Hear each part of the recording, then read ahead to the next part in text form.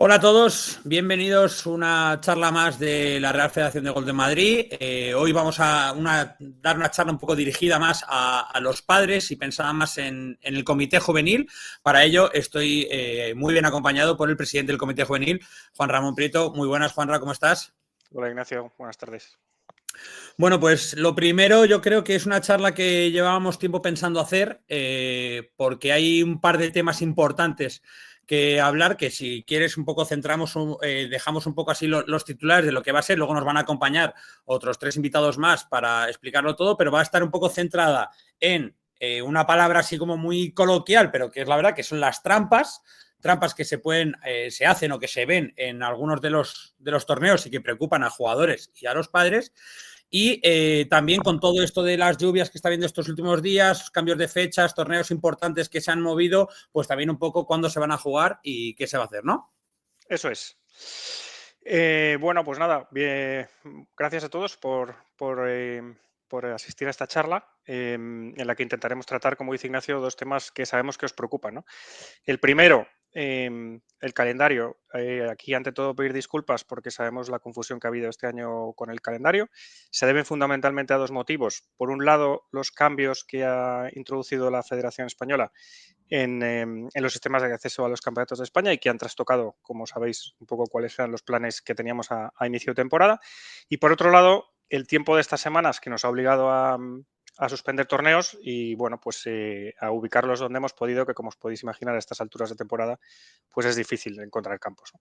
Y el segundo tema, que serían las trampas, otro tema que sabemos que preocupa, que está en boca de todos.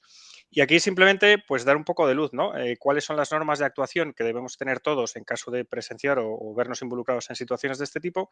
Y por otro lado, conocer las herramientas que la Federación pone a disposición, pues de padres y jugadores, igualmente en caso de que se produzcan este tipo de situaciones, ¿no? Entonces, oye, pues por no alargarnos y sin más, Ignacio, pasamos al detalle, ¿no? Sí, pues si te parece, Juanra, te quedas conmigo durante toda la charla y vamos a ir dando paso, pues en este caso vamos a dar paso a Carlos de Corral, director deportivo de la Federación de Golf de Real Federación de Golf de Madrid. Hola Carlos, ¿qué tal? ¿Cómo estás? ¿Qué hay? Buenas tardes, Ignacio. Buenas tardes, Juan Rayo, a todos. Y también a David Martínez, que es el asesor jurídico de la Real Federación de Golf de Madrid, que nos va a iluminar un poco también en todo este tema de las trampas, cómo actúa un poco la federación y cómo se tratan todos estos temas. Hola David, ¿qué tal? Buenas tardes a todos, gracias Ignacio, agradecer a la Federación la iniciativa y vamos a ello. Bueno, pues si os parece, Carlos, empezamos un poco contigo. Yo quería plasmarlo todo un poco como una experiencia de usuario también, y es que, por ejemplo, queríamos empezar por ver qué pasa si un jugador o si un padre, en este caso, o ve una trampa durante un torneo, o sea, una trampa, ahí pondremos los niveles, ya sea flagrante o como sea, ya eso se encargará un poco David, pero si ve una trampa, algo que le descuadra, ¿cuáles son los pasos a seguir? ¿Qué tiene que hacer para que luego la federación actúe? Mira, lo primero, yo sí que, sí que creo que hay que recalcar, ¿no? Que la federación no entra, la federación no es policía, ¿vale? No estamos siguiendo a los jugadores a ver qué hacen, o al niño, o al profesional, o al que sea, ¿no? No lo estamos siguiendo y que esa no es nuestra función, ¿no? Pero sí que actuamos siempre que nos lo pidan, ¿no? Siempre que tengamos una denuncia por escrito, ¿no? No actuamos ante el clásico comentario, no queremos que haya el comentario. Fíjate las que ha hecho ese niño, fíjate las que ha hecho ese jugador. Ante eso creo que nosotros no podemos entrar. Creo que el jugador es inocente hasta que se demuestre lo contrario. Pero ante cualquier denuncia, nosotros actuamos. Y ahí nosotros, la federación investiga siempre. Y sí que es verdad que las denuncias o las investigaciones, o sea, las reclamaciones pueden venir de dos maneras, ¿no? Normalmente las reclamaciones son a posteriori, porque son cuando se ha jugado ya la prueba y estás en casa y ves que el resultado de un jugador no corresponde con el que había firmado el marcador o con el que pensabas que habían hecho, ¿no? Y entonces, bueno, pues se actúa de una manera que ahí veremos. Pero en el caso de que lo que veas es una cosa in situ, ¿vale? A un jugador un jugador ha hecho un 7 y se apunta a un 5, o que lo veas en directo, o que un jugador ha dropado mal, o este tipo de cosas, que no son trampas. En este caso ya pueden no ser trampas, sino pueden ser infracciones a las reglas, ¿vale? Entonces, aquí lo que hay que hacer, ¿vale? Y es un consejo o una manera de actuar, es lo que tiene que hacer es alguien, el que lo haya visto o el que quiera denunciarlo, tiene que denunciarlo por escrito a el comité de la prueba. El comité de la prueba está representado por el director del torneo en los torneos federativos, ¿vale? Es un delegado, digamos, del propio comité y será él el que en ese momento pues haga un careo con el jugador, con el marcador y con el denunciante para ver exactamente qué es lo que ha pasado, ¿no? Y ahí ya se tomará una decisión. No todo este tipo de acciones, ¿vale? Se llevan a disciplina. ¿Por qué? Porque no todas estas acciones son trampas, ¿no? Las hay que son infracciones contra las reglas, simplemente, ¿no? Que el comité toma una decisión, se le descalifica al jugador y listo, ¿no? O se le ponen 2 puntos de penalidad en caso de que sea lo que corresponda.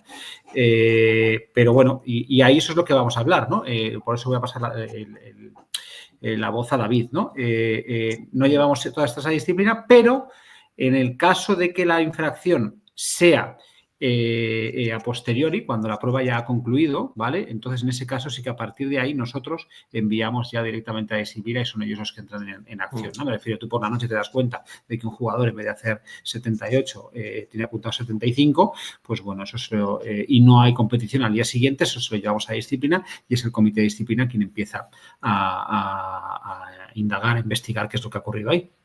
Exacto, a esto iba David. Si te parece, cuéntanos un poco cuándo entra el comité de disciplina y cómo entra el comité de disciplina. Sí, perfecto. Yo creo que Carlos ha definido los 2 posibles escenarios. Un escenario que es en competición, normalmente es el director del torneo o algún árbitro el que puede intervenir. No todas las infracciones a las reglas del gol tienen un contenido disciplinario. Las infracciones se regulan en un reglamento de disciplina de la Real Federación de Gol de Madrid, que está publicado. Y no todas estas infracciones en competición suponen automáticamente que pueda existir un procedimiento disciplinario. Normalmente lo que se hace en competición es reflejar las medidas adoptadas en el acta de los árbitros o en el acta del director del torneo y esto se remite y se analiza siempre también a efectos disciplinarios en el seno de la federación. Si tuviera ese contenido disciplinario, se remite al comité de disciplina, que es un órgano totalmente independiente en la federación, formado por profesionales del derecho, elegidos por más de 4 años, que analizan conforme al reglamento si se ha cometido una infracción. Y si, al contrario, por ejemplo, nos llega una denuncia una vez finalizado el torneo, normalmente lo que se hace es abrir una investigación previa. ¿Por qué? Porque abrir un expediente disciplinario y aún más con menores puede suponer un perjuicio. Entonces, lo que tenemos que tener claro a la hora de que nos llegue una denuncia es que esta denuncia tiene verosimilitud. Se ha realizado por escrito, se ha identificado la persona que la realiza y luego siempre se va a buscar la intervención del jugador, del marcador, del tercer jugador, si fuera preciso. Aquí quiero recalcar una parte importante y es que en el procedimiento, al ser menores, siempre se tiene que tener en cuenta el interés superior del menor. Es decir, nunca se va a tomar una declaración a un menor sin que estén sus representantes legales. Siempre se va a intentar que durante el procedimiento, que normalmente puede ser por correo electrónico o una comunicación personal en la federación, los padres y los representantes legales sean las personas de contacto con la federación porque son quienes van a defender mejor los intereses de los menores de edad. Entonces, tener en cuenta estas circunstancias, la federación investiga todo lo que le llega. Algunas cuestiones irán a disciplina, se analizarán y podrán finalizar al final con un expediente disciplinario, con una sanción, que si queréis ahora hablamos de las sanciones, y otras pues se puede considerar que es una cuestión del juego, que es una cuestión en la que no hay un acuerdo entre uno y otro y dependerá de la prueba que se practique. Durante el procedimiento disciplinario, los mismos derechos de hacer alegaciones, de presentar pruebas, etcétera, etcétera. La federación de plano no realiza ninguna sanción, siempre le da también, como decía Carlos al principio, una presunción de inocencia. Perfecto, gracias David, porque queda muy claro. Yo tenía un par de cuestiones que haceros que yo creo que pueden ir un poco unidas. Una es un poco saber, porque antes Carlos comentaba, no, eso no es una trampa, y quizás una infracción a las normas. Quería saber un poco cuáles son un poco las que más os encontráis, las más habituales, las trampas más habituales, y luego también, por otro lado, hablar del tema de las sanciones, ¿vale? Esas sanciones que quizás hay mucha duda tanto entre los jugadores como, por ejemplo, entre alguien que se plantea denunciar, es pues un poco ese miedo de, a ver, si yo denuncio a este por algo que me ha parecido ver o tal, a ver si le van a dejar 2 años sin competir y le fastidio la vida. Entonces, un poco, saber un poco eso, cuáles son las trampas más habituales que os encontráis y también un poco las sanciones que se suelen tomar. Entro Pues, yo, Carlos, si queréis, las más típicas son las de este jugador ha dropado mal en no sé dónde, o este jugador, bueno, o no ha hecho los golpes que se consideraba, ¿no? O sea, que cree que os ha apuntado menos golpes que las que ha hecho en realidad, ¿no? Son las dos que más nos encontramos. Y eso, pues, depende. O sea, a veces el jugador, digamos, asume que se ha equivocado, que ha cometido un error, me refiero, pues nada, oye, esto en la regla está estipulado y a nivel profesional también dropas de repente mal donde no te toca y no se considera que por eso seas un tramposo, o sí que lo has hecho mal y entonces ahí entra disciplina y entra todo con todo su procedimiento, ¿no? Pero luego es verdad que nosotros con los niños funcionamos de una manera y hay que tener una cosa, que nosotros tenemos siempre procedimientos abiertos, otra cosa es que la gente, el usuario normal se entere o no, porque son menores y porque hay que protegerles, ¿vale? Porque no se hace lo que aquí nos da la gana a cada uno, sino hay que defender al menor, tal y como dice la ley, y para eso hay un comité de disciplina que actúa de la manera que David os va a comentar. Sí, en el comité de disciplina te puedo decir, Ignacio, que el 95% de los temas que vemos son alteración de la tarjeta, y es decir, una vez que el jugador entrega a su marcador la tarjeta, el marcador entrega al jugador, se produce una alteración y entonces el resultado que se publica en la clasificación no concuerda con lo que el marcador o el tercer jugador, por ejemplo, considera que se ha producido. Entonces, lo que decíamos antes, las denuncias, cuanto más concretas mejor, porque eso va a dar lugar a, o bien, lo que dice Carlos, que se ha producido una infracción de una regla del gol, pues un mal golpe, un mal drop o lo que fuera, o que hay un plus, y ese plus es tener un ánimo de alterar una tarjeta de puntuación con el objetivo de modificar un resultado. Estas son, tal y cual se establece el nombre de la infracción disciplinaria. Y en cuanto a las medidas educativas, en cuanto a las sanciones, en menores no solo tenemos también, como dice Carlos, muy importante el tema de la confidencialidad, que eso está de suyo en todos los procedimientos y reforzado en el tema de menores, sino que además tenemos un elemento muy importante que no tiene prácticamente ninguna federación en España, de hecho, no, casi ningún deporte lo tiene, que son la adopción de medidas educativas. Están en nuestro reglamento de disciplina y en menores de 18 para abajo hay distintos tramos. De 12 años para abajo es obligatorio establecer una medida educativa. ¿Qué son las medidas educativas? Pues, por ejemplo, colaborar con un comité de una prueba. Dependiendo de la edad, realizar un trabajo de personal sobre las reglas del gol. Se ve un poco el comité en cada caso concreto cuál es la mejor medida educativa. ¿Por qué? El objetivo no es establecer una sanción disciplinaria de una retirada de hándicap, como sucede en los mayores de edad, sino evitar que el menor, que ha podido cometer un error, una infracción disciplinaria, abandone el deporte del golf. ¿Cómo se hace eso desde la federación? A través de este sistema. De 12 años hacia abajo es obligatorio, de 12 a 16 el comité puede valorarlo y de 16 a 18 igualmente el comité puede valorarlo. Muy importante, ya que esta charla va dirigida a los padres y a las madres, siempre contamos con la colaboración de ellos. Tanto si su hijo recibe una medida educativa, es imprescindible que ellos conozcan, se les explica y incluso se mantienen reuniones con ellos en la sede de la federación para explicarles cuál es el contenido de la medida, cuál es el objetivo que tenemos con esa medida y entendemos que se ha producido una infracción disciplinaria, tiene que tener una consecuencia, pero la adaptamos al interés menor interés del niño y establecemos este catálogo de medidas. La podéis revisar en el reglamento. Hay un amplio catálogo y luego el comité de disciplina valora en función de cada caso concreto. Perfecto. Pues, Juanra, no sé si como padre, como presidente del comité juvenil, nos dejamos algo. ¿Te parece que yo creo que está todo bastante claro, pero no sé si tienes alguna cosa que comentar precisamente con David o con Carlos? No, yo suelo animar, ¿no?, a los padres o a quien identifique este tipo de situaciones a denunciarlas por los canales correspondientes, ¿no?, los que la federación pone a disposición para gestionar este tipo de situaciones. Nos ayuda muy poco los corrillos, las charlas de café. Yo creo que es importante denunciarlo. A ser posible en directo mejor, como decía Carlos, porque el comité de la prueba puede actuar en el momento y si no, pues siempre están los cauces del comité de disciplina que analizará y actuará en consecuencia en caso de que haya habido alguna infracción. David, creo que no hemos hablado de los ejemplos de medidas concretos. Igual sería bueno que los comentes, ¿no? Para que la gente sepa de qué va. Lo comento rápidamente. Ya os digo, hay un catálogo con varios elementos. El comité de disciplina lo puede valorar en función de cada caso concreto. El más común que se está imponiendo por parte del comité es la colaboración con un comité de prueba. En este caso normalmente suele ser con el comité de gol adaptado, durante varias pruebas, donde el menor, acompañado de su padre que le lleva a donde se está celebrando la prueba, colabora con el comité de prueba en una prueba de gol adaptado, lo que significa que toma conciencia de la importancia, el trabajo que hace la federación, el trabajo que hacen los comités, el trabajo que hacen los árbitros, y está un par de días y en un par de pruebas o 3 pruebas, dependiendo un poco también de la gravedad de los hechos, está con un comité. Ya os digo, normalmente el comité de gol adaptado, hicimos varias pruebas y consideramos que es un comité, además colabora muchísimo con nosotros, luego hacer un informe donde se ve pues si se ha participado, si se ha tenido buen comportamiento, si se ha aprovechado, y es normalmente la medida educativa que se está imponiendo. Y en menores muy pequeños, 7, 8 años, lo que se ha puesto ha sido pues, que realicen un trabajo, lo realizan con su propia letra, no vale un trabajo de ordenador, sobre las reglas del gol. Puede parecer ambas medidas que alguien pueda pensar, ¿no? Hay que tener mano dura con los tened en cuenta la edad de los menores y luego, para mí, un tema muy importante. Normalmente siempre hay un agradecimiento de los padres y de las madres de estos niños. Siempre nos agradecen, oye, gracias por la labor de la federación.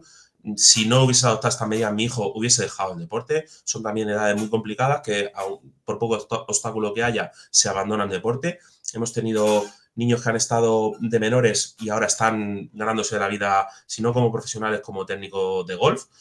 Y luego, un dato muy importante para mí, no ha habido nunca reincidencia. No hemos tenido nunca ningún niño que haya pasado por una medida educativa, que luego nos hayamos encontrado de mayores, que la hayan denunciado o que haya estado en el comité de disciplina por otro motivo. Puede ser casualidad, pero para mí es también que al final cumplen el objetivo que es la educación. Que tengan una educación, que tengan una sanción, pero que tengan también esta medida educativa. Pues sin duda muy importante eso que dices, David, sobre todo lo de la reincidencia, porque bueno, pues se ve que son... Que causan efecto, por lo menos los castigos o las sanciones a esas posibles trampas que se han hecho. Así que, pues nada, Juanra, si te parece, vamos a seguir, que ahora tenemos a Diego Ortega, que nos va a explicar eso que hablábamos de los cambios de fechas. Pero bueno, Carlos, David, muchas gracias por haber estado con nosotros y por explicar a los padres y a los jugadores un poco cómo funciona esta parte del comité de disciplina. Y nada, que habrá más de estas seguro, porque hay muchas cosas de las que hablar. Gracias a ambos. Gracias. Perfecto, gracias a ti. Chao. Adiós a todos. Gracias. Adiós. Pues Juanra, si te parece, siguiente invitado va a ser Diego Ortega, que es miembro del equipo deportivo de la federación, a quien ya damos paso. Hola Diego, ¿qué tal? ¿Qué tal, Ignacio? ¿Qué tal, Juanra? ¿Cómo estáis? Hola, Diego. Pues Diego, creo que no eres precisamente una de las personas más envidiadas estos días, estas fechas, por la cantidad de trabajo y de cambios que te está dando algo que no está en tu mano, que es precisamente lo que está cayendo del cielo, ¿no? Bueno, llevamos ya unos meses con este tema. Sí, ya llevamos tiempo, pero nada, hacemos lo que podemos teniendo en cuenta el calendario de pruebas nacionales, las pruebas ya estipuladas y, como ha dicho Juanra antes, la disponibilidad de los campos. Pues Diego, si te parece, empezamos. Bueno, vamos a hablar obviamente de todos los cambios de fechas que ha habido últimamente, también de pruebas puntuables y valederas, que hay mucho que hablar sobre eso, pero si te parece lo organizamos un poco por categorías. Empezamos por los benjamines y por los alevines, ¿vale? A ver qué pruebas se han cambiado y qué pruebas se han visto alteradas, sobre todo, para ver que esos padres estén pendientes de cuándo tienen que llevar a sus hijos a los torneos. Perfecto, pues bien, como sabéis, los alevines y los benjamines suelen competir en mismas fechas. Tuvimos que suspender las pruebas planificadas en Las Rejas y en el Olivar del fin de semana del 8 y 9 de marzo y en su lugar hemos optado por recuperarlas el último fin de semana de marzo, 29 y 30, en la ciudad deportiva de Juan Antonio Samarancha, para no alargarnos demasiado en el tiempo, ya que luego tenemos pinchado de greens, vacaciones en Semana Santa y diferentes puentes. Perfecto, pues ahí quedan las pruebas de los más peques de la casa. Pasamos ahora a los infantiles, que creo que tienen un poquito más de chicha estos. Sí, aquí sí que hemos tenido alguna consulta ya porque la gente se pregunta de cómo se pueden solapar fechas, que coinciden con otras pruebas. Pues nada, vamos a deciros cómo hemos hecho los cambios. Tuvimos que suspender el domingo 2 el torneo en el Real Club de Golf de Las Rozas por mal tiempo. Y en su lugar, la prueba que se ha hecho puntuable sobre esa es el torneo que celebramos todos los años del Miguel Ángel Jiménez, que es el domingo 13 de abril. ¿Vale? Se juega en el Centro Nacional, las salidas en el tiro, y esa es la prueba que que recuperamos de la suspendida. Y luego, otra de las dudas que nos han mandado es ¿cómo es posible que coincida un torneo infantil con un puntuable sub-16? Entonces, en estos casos, como la primera prueba que estaba planificada era el torneo sub-16, que coincide con el campeonato sub-18 de Castilla-La Mancha, se juega en Cabanillas, y como no queremos quitar a nadie la oportunidad de jugar cualquiera de los dos rankings y sobre todo de no perder una vuelta puntuable para el Campeonato de España, lo que hemos hecho es que, siendo torneos excluyentes, es decir, quien juegue en Cabanillas no puede jugar en la Faisanera y viceversa, la segunda vuelta del torneo de Castilla-La Mancha, que jugarán todos los jugadores independientemente del resultado, porque es justo antes del corte, será la que les puntúe para el Campeonato de España infantil, mientras que los que juegan en la Faisanera pues tendrán la oportunidad el domingo. Con lo cual todos los jugadores van a tener una vuelta y lo único que cambia es el campo donde la van a jugar. Aquí por puntualizar solamente un tema. En la prueba de Miguel Ángel Jiménez que sustituye a la de Las Rozas, la de Las Rozas era puntuable para ranking infantil, esta no lo será por caer en Semana Santa, pero esa prueba puntuable para ranking infantil se recuperará más adelante. Y en el tema de Cabanillas y la Faisanera, pues como decía Diego, ¿no? Entendiendo que hay mucho infantil que va a jugar en el sub-16 y para que esa gente no consuma plazas en el infantil exclusivo, pues se decidió hacer puntuable una de las pruebas de Cabanillas para que todo el mundo tenga opción de meter esa prueba puntuable el fin de semana. Perfecto. Creo que en cuanto a torneos no nos dejamos nada. En cuanto a pruebas valederas, está todo sí, listo. Únicamente puntualizar otra duda que nos ha llegado a la federación, que creo que puede ser de interés para la gente, y es la coincidente tanto del segundo día del puntuable zonal, alevín e infantil, con la última prueba puntuable sub-16. Es decir, vamos a tener 3 pruebas valederas simultáneas en diferentes campos, que las 3 van a contabilizar para el ranking, bueno, para el sistema de acceso al Campeonato de España, sub-16, donde los alevines jugarán en Torrejón, los infantiles jugarán en la dehesa y los sub-16, en este caso jugarán solo los cadetes en el Encín. Con lo cual es una prueba que cada categoría va a jugar en un campo específico. Vale, perfecto. Pues Diego, pues esperemos que todo el mundo haya resuelto sus dudas. De todas maneras, esto está todo en la web ya puesto, todos los calendarios. Si no, de todas maneras, cualquier duda, como siempre decimos, nos pueden escribir a través de cualquiera de nuestros canales, de redes sociales y también por mail. Y yo creo que lo único que tenemos que nos falta por recordar es que tenemos un gran día pendiente, que es precisamente el 4 de abril, viernes 4 de abril, con Alex del Rey, uno seguramente ahora mismo el madrileño que está más arriba en el mundo profesional, después de lograr su primera victoria, que va a estar con todos los ganadores de 2024, ¿no? De torneos juveniles de 2024, así que en la Escuela de Golf de la Federación de Golf de Madrid, el 4 de abril a las 6 de la tarde. La verdad es que es una buena iniciativa, ¿no, Juanra? Yo creo que esto a quien no le motive pasar una tarde con uno de sus ídolos ahora mismo, sí. No sabemos. A ver, no solo eso, sino que es el día grande, ¿no? de todo el año. Es el día que se reparten todos los premios y donde la gente tiene oportunidad de recoger los suyos. Es verdad que estos últimos años la asistencia no ha sido, bajo mi punto de vista, la esperada para un evento de esta categoría, por lo que animo a todo el mundo a asistir, ¿no? A recoger su premio, evidentemente, y a sentirse recompensado y también a vivir un día con Alex del Rey, que la verdad que el año pasado hizo un clinic espectacular, ¿no? Con lo cual, oye, animo a todo el mundo de verdad a ir porque realmente merece la pena. Sí, Diego, tú que has jugado con Alex, desde luego merece la pena por lo menos ver lo que hace ese muchacho, porque son cosas bastante Nada, que no se ven. Ha sido un mago siempre. Desde que tenía 14 años ya no ganaba todos. Con lo cual, nada, que vayan todos los juveniles que puedan.